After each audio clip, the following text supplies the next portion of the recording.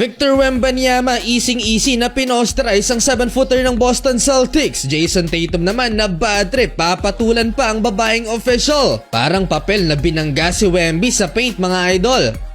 Napostponed mga idol ang laban ng Warriors at Utah Jazz. Isang masamang balita ang gumising sa Dub Nation dahil sa biglaang pagkamatay ng isa sa coaching staff ng Golden State.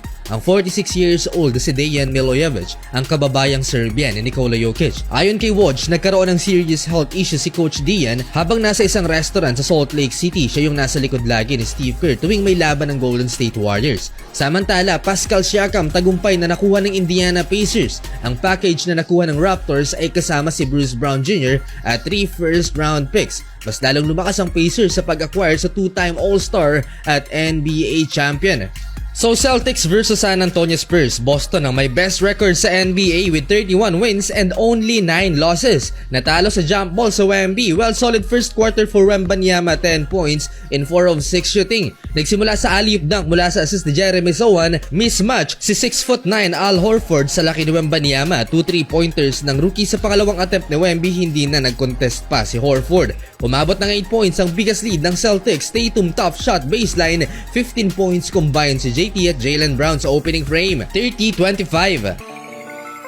Second quarter, Peyton Pritchard back-to-back 3-pointers. Huyo ang depensa ni Wembanyama sa 6'1" guard ng Celtics. Naging 11 points ang lamang ng Boston. Nakakasagot pa so far si Wemby after ng run na yan, mid-range. Pero etong si Jason Tatum at Drew Holiday nag-take over. Perfect 4 of 4 beyond the arc si Holiday. 14 points para sa point guard ng Boston. 17 points naman si JT. Hindi napigilan ng Spurs, shooting 63% from the field. Natapos ang first 2 quarters 70-45 in favor of Boston Celtics. Naging papel naman si Victor Wembanyama sa backup big man ng Boston Celtics. Third quarter, though in control ang Boston Celtics, malaking lamang nila sa Spurs na bad trip itong si Jason Tatum sa officials, particular sa babaeng referee dahil sa mga missed calls na reklamo ni Tatum.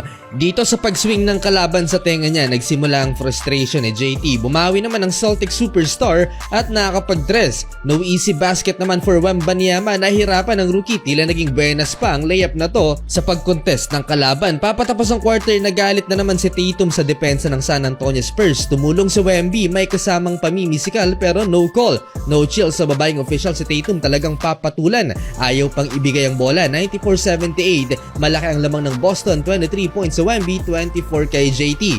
30 points ang biggest lead ng Boston Celtics sa San Antonio Spurs. Pinasok pa sa fourth quarter si Jaylen Brown at Jason Tatum para ma-secure ang panalo. Pero down the stretch mga idol, inupo na rin si Victor Wembanyama at starting 5 ng Boston Celtics dahil masyadong malaki na ang lamang ng home team. Kaya sa huli mga idol, panalo ang Boston Celtics. 24 points si Tatum habang si Wembanyama mga idol na pinostraise ang 7-footer na si Luke Cornett nagtala ng 27 points mga idol ang alien.